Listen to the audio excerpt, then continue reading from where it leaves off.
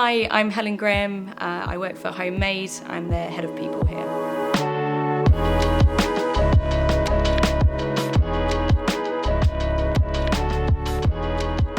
So there are a couple of things. When I think about the way that I set the expectations with the team, is that candidates come first. So at Homemade as a whole, customer comes first. From my view, candidate comes first when I look at more of the external aspect.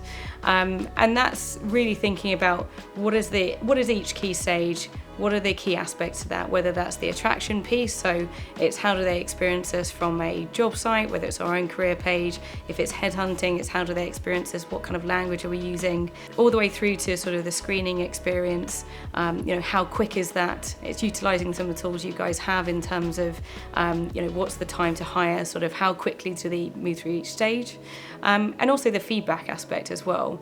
It's so important that candidates get feedback, whether they're not sort of applicable to a job with Homemade, actually it's more about, well, if I've given you good feedback that allows you to then go and actually get an interview somewhere else that then gets you the job, I actually feel I've done my job in general as a head of people, that I'm not there to not allow people to get jobs with Homemade. It's more about how do I actually get you a career for the long run, giving feedback from that view. Homemade we're pretty much at sort of 70, 80 people at the moment, and that's only going to grow sort of larger from here.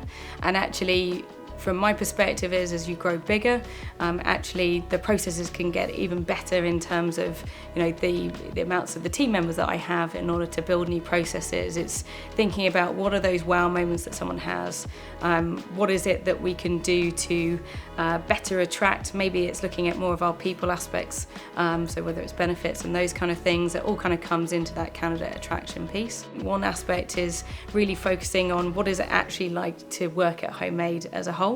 So if you think about it from the values and culture perspective, gives you insight to sort of the people. For us, the dogs, we have 2 dogs in the office, so it gives them insight into that. Hopefully doesn't put them off, and it's a positive thing.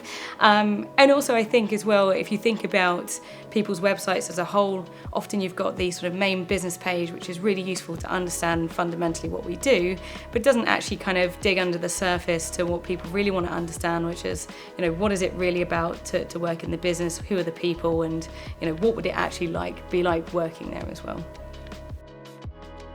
Automation as a whole, I think with Team Taylor it's fantastic with some of the aspects in terms of some of the triggers that enables you to move candidates quite quickly, but yeah, as you say, some of them actually, do we lose that personal touch aspect?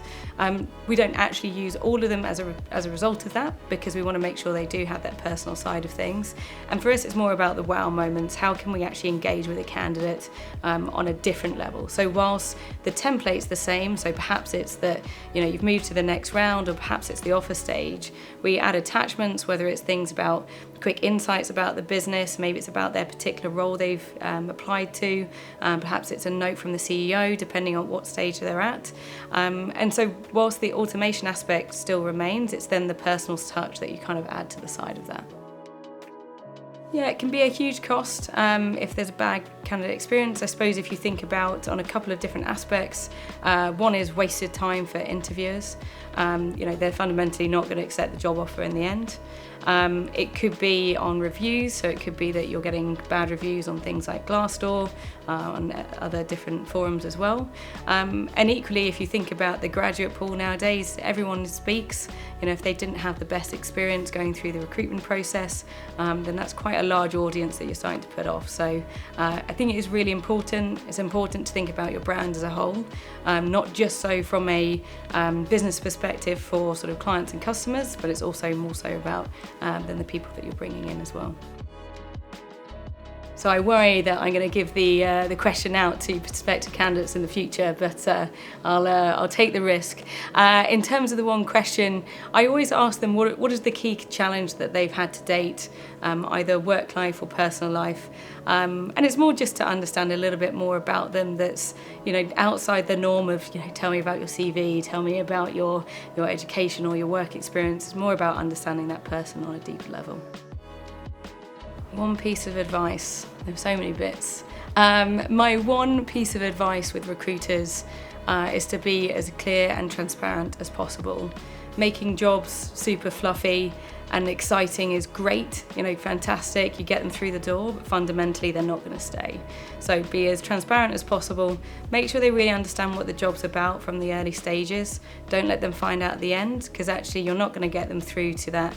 You'll get them to the offer stage, but you're not going to get them to start, and actually it's going to be a waste of your time and their time as well. So yeah, clear and transparent.